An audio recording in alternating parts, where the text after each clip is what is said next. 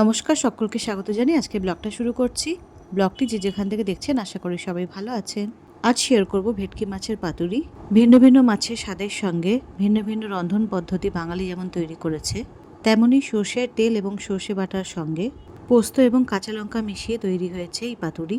এটি একটি অথেন্টিক বাঙালি খাবার, যা অনাদিকাল থেকেই বাঙালির ঘরে ঘরে প্রস্তুত হয়ে আসছে। কলাপাতায় মুড়ে তৈরি করাই প্রাচীনতম খাবার, বাঙালির সবচেয়ে জনপ্রিয় খাবার। কথায় আছে, বাংলায় এসে পাতুরি না খেলেন তাহলে আর কি খেলেন।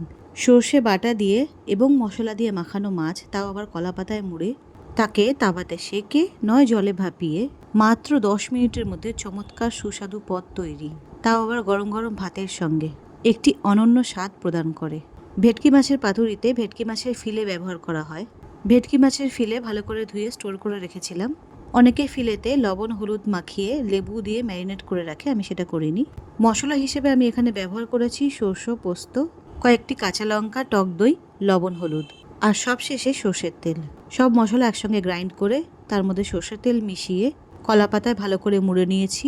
এবার একটি পাত্রে গরম জল বসিয়েছি। পাতুরিগুলিকে ভাপানোর জন্য ছিদ্র করা একটি থালা ব্যবহার করছি। কড়াইয়ের ওপরে থালাটি রেখে তার উপরে পাতুরিগুলি সাজিয়ে দিলাম এবং ওপর থেকে একটি চাপা ঢাকা দিয়ে দিলাম।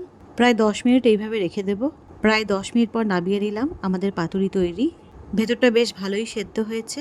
এটি গরম ভাতের সঙ্গে খেতে বেশ ভালো লাগে। এছাড়া মিষ্টি পোলাওয়ের সঙ্গেও বেশ ভালো লাগে। চলুন ভিডিওটি তাহলে এখানেই শেষ করছি। ভিডিওটি ভালো লাগলে কমেন্টে অবশ্যই জানাবেন। অনেক অনেক ভালো থাকবেন। নমস্কার।